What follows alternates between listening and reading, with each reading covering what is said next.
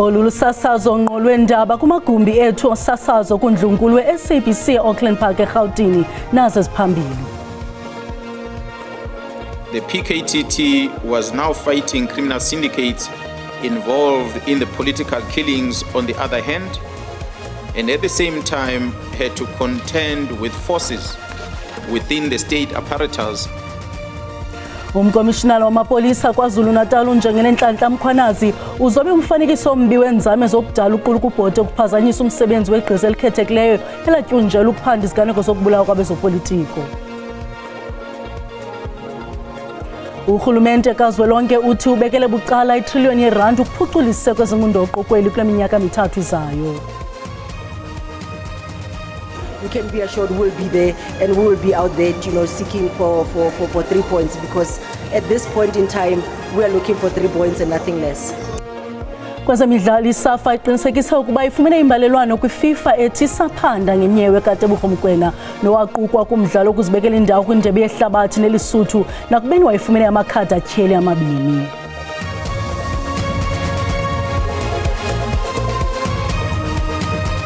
Molweni makhaya khongozela novimba ngokuhlwanje.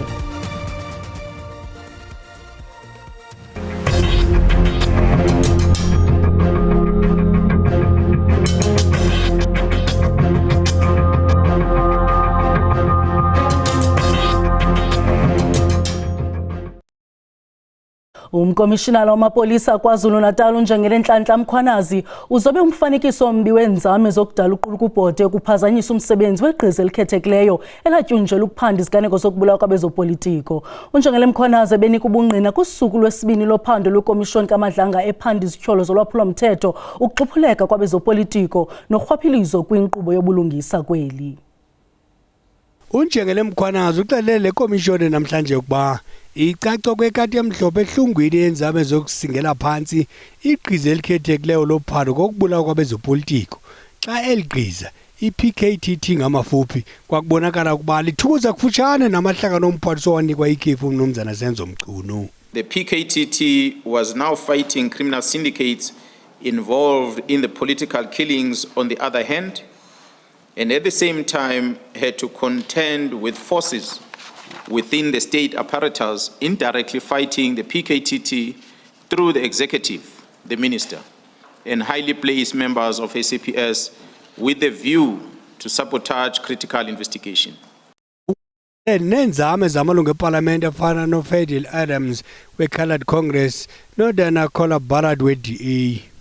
The intention is to stop the investigation of this cartel and the operations of this cartel.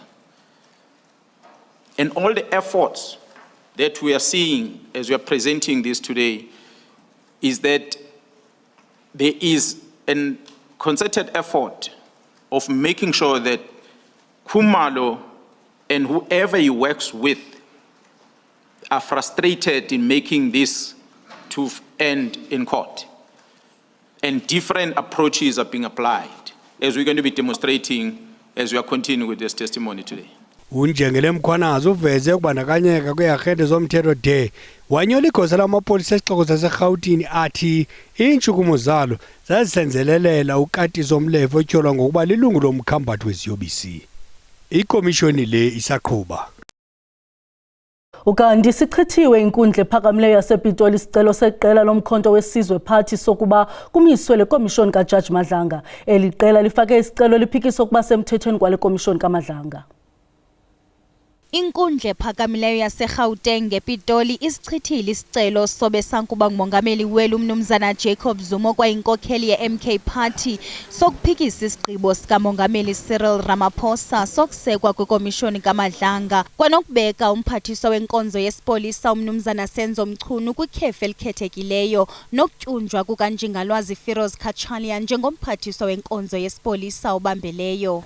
The President's decision has already been implemented. The proverbial horse has indeed bolted. The Madlanga Commission commenced with its work yesterday.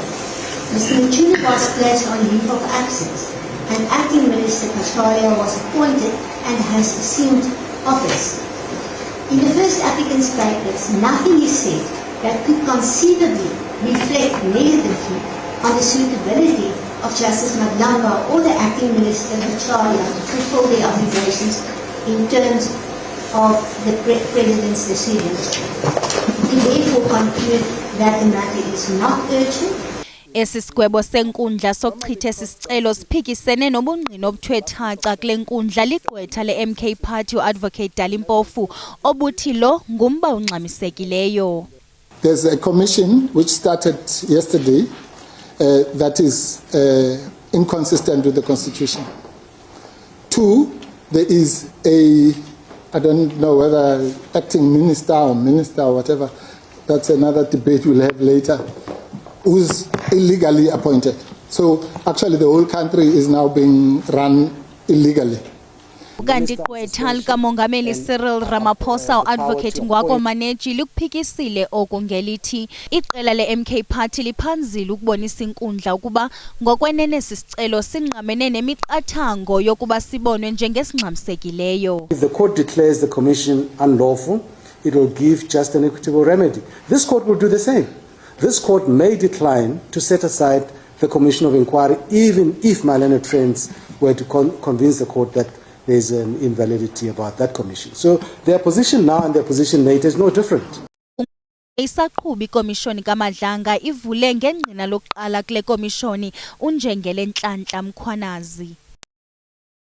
Amapolisa eGauteng aphanda ityala lokubulala emva kokuba usihlalo wequmrhu leteksi eSoweto eyawadutyulwa wabulawa kusasa namhlanje. Le ndoda ibulewe ihamba yodwa kwisithuthi sayo kuhola wendlela osingisele eSoweto kumbindi wedolophu yaseGauteng. Le vene engungu yabakwaSidlodlo iyona ebihamba usihlalo wenhlangano yamatekisi oqothwe ngoyaba lwinhlamvu ephikelele emhlanganweni.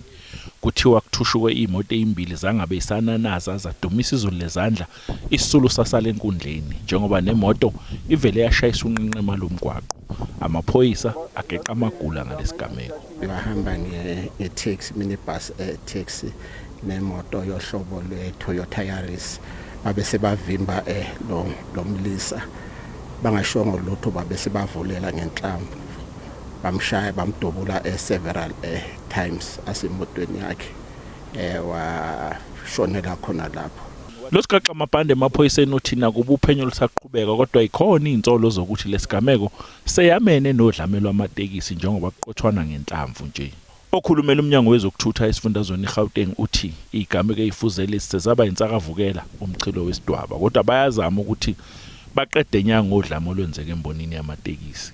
We do not want to say we are losing the battle, particularly on taxi violence, because the MEC has even put together a 100-strong team, 96 to be precise, of men and women, competent, very strong men and women, who are going to ensure that we nip these violences in the bud. Zimabheketwane izinto embonini yamatekisi njengoba iqhubeka nokwanda igameko zodlame kulemboni. Abanikazi bamatekisi abakhulume neziko leindaba ze-SABC bathi sebelalo benyoni ubuthongo abusehli bethukizanya ngenxa legameko bathi kodwa kulukhunisatshe ukushiya kulemboni ngoba ikatiliyo laleziko okungcono abayibambishisa. Igama lami nguCalvin wakwaDludla indabeni ze-SABC ngibika ngiseGoli. Ijelo lendaba le-SABC lidlene indlebe nomongameli we-ANC umnumzana Cyril Ramaphosa ngenhlaninge yemiba okuna njengokumongameli Ramaphosa ezakusindleka inkokheli zamazwe ehlabathi kwisithuba senyanga ezimbini kwi-G20. Umhleli wezopolitiko we-SABC uMzwandile Mbeje uqale ngokumbuza ngokuvulwa kwakho kophando ngogebengo lukaSteve Biko ngoSeptemba ka-1977 nokuba ebeza kuxola nangomqelo sowanjwe lilizwe. Our challenges are enormous. At economic level, at social level, and in many, many other ways, governance as well. Yeah. So much still needs to be done. But we should never forget that what Steve Biko and many others died for was achieved when we got the vote. But much more work still needs to be done. For instance, in terms of the economy, we need to ensure that what was set out in the Freedom Charter, that the wealth of the country must be shared by all. We need to ensure that the democracy that was won in 1994 becomes a reality in the lives of people, because people cannot eat the vote. People cannot extract a livelihood just out of the vote. They need to feel and have a sense that their livelihoods are getting better, they are progressing. So no, I'm not satisfied with where we are. We need to be in a much better place. Having made the progress that we have made since 1994, as Nelson Mandela said in his book, that I've traveled far and long on my journey. I have climbed a number of hills, but there are still many, many hills and mountains that I still need to climb. So I cannot tarry, I cannot wait for too long. And that is very descriptive of our lives as South Africans, that we cannot wait. There's still much that needs to be done. And along the way, we stumble, fall, and rise, and stand up, and run, and walk. And that is the life journey, I would say, of any country and of any individual.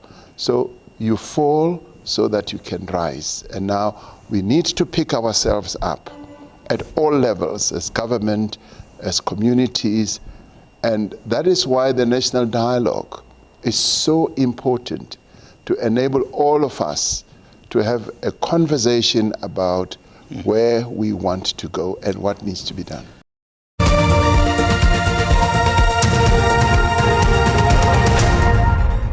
Sinamkele kwakhona kwindaba zelijelo xa sihlabela mgama.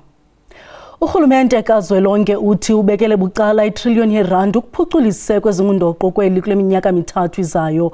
Usekela Mongameli Paul Mashatile ukuveze okungethuba enekezela ngentetho yakhe phambili kwintlanganiso yabaphathiswa Gqeberha eMpuma Koloni. Wongeze ngelithi ukubeka phambili uphuculo lweziseko zophuhliso kungakhokelela ekukhuleni koqoqosho. Usekela Mongameli Paul Mashatile ugxininise ukuba iziseko zophuhliso zilukhuba lokuqoqosho ukwathi inyathelo lokuqala ekukhuliseni uqoqosho nokudala amathuba engqesho kukubeka phambili uphuculo lweziseko zophuhliso. Government has committed to spend over 1 trillion rand over the next 3 years by improving public infrastructure throughout the country. Together, we should continue to upgrade and construct public infrastructure such as water supply, energy, schools, health facilities, to improve their living standards and to restore dignity to the people, and also foster national unity. Umphathiswa wesebe lemisebenzi yoluntu uthi amacandelo woluntu nawabucala kufuneka amanyane ekuphuculeni iziseko zophuhliso. It is exactly that type of project that demonstrates that infrastructure can simultaneously meet service delivery needs while empowering communities and boosting economic growth. Amasi abekolangeni ukubona ukuba ingaba ezicwangciso ziya kukhokelela kumaphula abonakalayo eluntwini kuquka imisebenzi kusini na.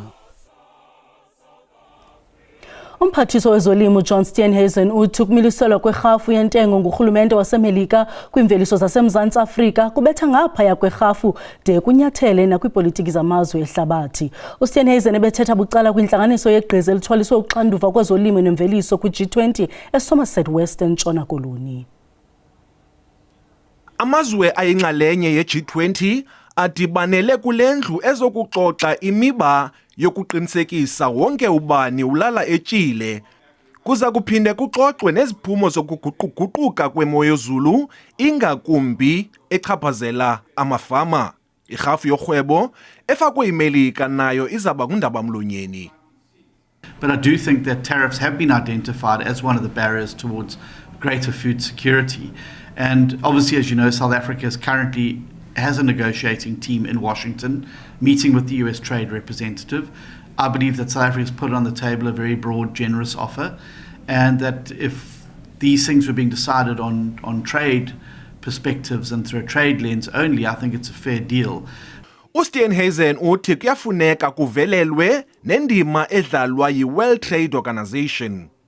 There are going to be domestic implications, but also international implications for this new regime going forward. I think it also is going to lead to bigger questions about international trade infrastructure and what is the role of the WTO now, that given the fact that that a country has been able to unilaterally upend the tariff system, and what the implications are this for organizations like the WTO.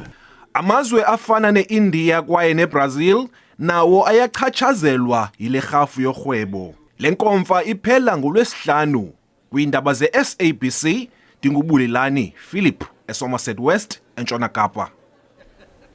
Urhulumente waKwaZulu-Natal usungule iphulo elinenjongo yokuqala iziganeko zobundlobongela, uxhatshazo ngokwesondo nemikhuba yamaqela onqevu ezikolweni kwiphondo ngokubanzi.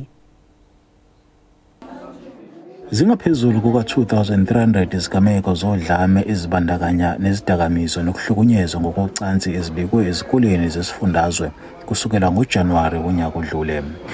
Cishe emasontweni amabili edlule kwazwe abafundi abahlanu esikoleni esiseThekwini nokuyisigameko ekusolakala ukuthi sebenenhlese yokucwasa ngokwebala. Kumiswe abafundi 4 kulesi sigameko. Umnyango wezokuphepha esifundazweni uthi lezi zigameko zenza kube nzima kakhulu ukuthi kube nozinzo esikoleni. Kubekwe imali engango 1 million ukufaka amakhamera esikoleni esihlonzwe njengezinobungozi. The safety of our children is non-negotiable. It is the foundation of which our province and our nation will stand or fall. Each school is allocated a member of the SAPS. They are supposed to be holding meetings now and again, but previously it was not done as we need it to be done. Kubulawe othisha 4 ezigamekweni ezihlukene esifundazweni ngonyaka odlule.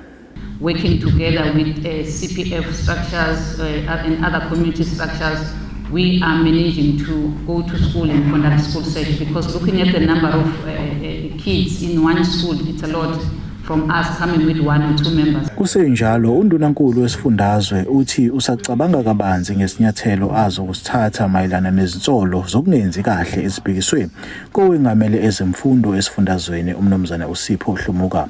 uHlumuka uthole ukugxekwa kakhulu ngemuva kokuthi inkampani yelungu lomndeni wakhe ihlonzwe njengezingathola ke ithenda lomsebenzi emnyangweni wezemfundo.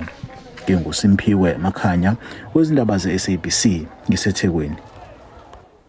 Abahlali baseGugulethu babhiyozile nanjengoko bebetyhililitye lesikhumbuzo somzabalazo imbali nokuphumelela kwayo. Indawo esoloko isezindabeni kutshanje ngenxa yokukhula kobundlobongela nanjengoko amaqela anyanzelisa intlawulo engathi abhokile, kodwa abantu bendawo bathi ngekhe bayekela indawo yabo konqevu. Nanjengoko igama lendawo lichaza ukuzingca, bathi amalinga aza kuqhubeka ukulandela lo gama. Isifundisa into yokuba singaphinde sibe ngamaxhoba ezinto ezenzekayo ngaphambili. Njengoba usiva nje into yokuba sanantsika sasuswa ngurhulumente ocalucalulo, kodwa namhlanje sithi akusekho semankcenkceni apha, kuseGugulethu, siyazingca ngayo. IGugulethu isekwe ngo-1958 emva kokufuduswa ngenkani phantsi kwemithetho yeenkqubo zocalulo. Abasemagunyeni kwisixeko seKapa bathi bayawaxhasa nawaphi na amaphulo azisa ukuzingca ezilokishini.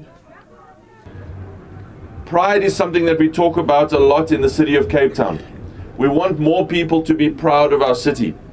We know we have got so many challenges, but we also know that this is our home. Siyavuya kakhulu. Sivuya kosomabhizinisi abathe bakwazi ukuxhasa le lanto bekhona le monument. Sibulela omcebisi Skwatsha, i-former leaders zethu zalapha eGugulethu, Dr. Plaatji, Phumzile Nteyi, bonke bethu nani sithi obongani somchiza, businessman, ononkonyana, businessman abakhulele apha eGugulethu. So ithi lanto leyana iGugulethu inehlumelo. Basebenzise lithuba ukukhumbula namatshantliziyo aziwa njengeGugulethu 7 dutyulwa ngamapolisa exesha lengcinezelo ngoMarch ka-1986. Thandiswa Mawu wendaba zeSABC yeKapa. Kwezemidlalo iSAFA iqinisekise ukuba ifumene imbalelwano kwiFIFA ethi isaphanda ngenyewe kaTebogo Mokoena. Lo mdlali weBafana waqukwa kumdlalo okuzibekela indawo kwindebe yehlabathi neLesotho nakubeni wayefumene amakhadi atyheli 2. Oku kuza emva kweveke ezisixhenxe emva komdlalo weBafana Bafana neqela laseLesotho kwibala iPeter Mokaba ePulukwane ukuba iFIFA iyifumana inetyala iBafana Bafana iya kukhupha amanqaku amathathu ze iqela lasekhaya lilingane neqela laseBenin ngamanqaku ali-14 kube kushiyeka imidlalo emibini. Confirmation from FIFA that they have they're investigating the matter, which is something that we've been waiting for a very long time. So it's now on the table, and we are preparing our defense for that. And we need to be reverting to FIFA in the next couple of days. So all our attention is on that. We've got attorneys that have already been appointed to help us as well.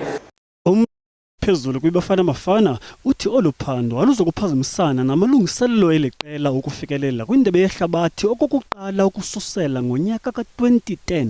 The focus, when I spoke to Coach Hugo Bruce, it's about ensuring that we get maximum points come October. You know, anything else is a noise to us. You know, Tebogo, Nigeria, whatever, it's noise to us. For us, it's about ensuring that the team, you know, remains focused. iBafana Bafana izokugilana neqela laseZimbabwe ngomhla wesi-6 ku-Oktoba ze igqibelise ngeqela laseRwanda kwiveki elandelayo eMbombela eMpumalanga.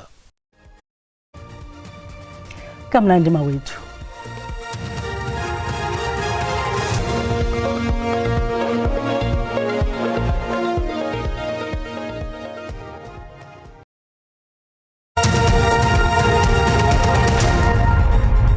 Butani mawethu ngicela sikhongozele naluqikelelo lwemozulu ngokuhlanje kwindawo ezikumzantsi ntshona welizwe sabonto balithekole ngamafu ukugutha njalo phaya eMpuma Koloni kuyaqhina kwindawo ezikumntla-mpuma welizwe kanti ke ukhona u-30% wamathuba emvula qala kwindawo ezikumntla-mpuma waseMpuma Koloni phaya KwaZulu Natal kanti ke ngomsombukeli sabonto ba akho mvula zilindelekileyo kwindawo ezininzi zelizwe kodwa ke zikhona izibhaqo zenkungu kwindawo ezikumantla phaya kumzantsi kwintshona yelizwe kanti ke ukhona la 30% wamathuba emvula olindelekileyo phaya koMahikeng kanti ke naphaya kwimimandla efana naphaya KwaZulu Natal kuyaqhina koPulukwane silindele amathuba emvula mahle kakhulu ke phaya kwimandla waKwaZulu Natal yabongozwa ke mbukeli into buqaphele kaloku la mozulu efudumeleyo neyomileyo nenokudala imkunweno kwemililo yamadlelo phaya eMntla Koloni ukuyaqhina kwindawo ezikwintshona yaphaya eFreystata kanti ke kulindeleke nemvula engamandla phaya kwindawo ezikumantla waKwaZulu Natal uqaphele ke mbukeli wona amaqondo okutshisa aphantsi asibonisa into yoba noko kuthande ukufudumala phaya koSpringbok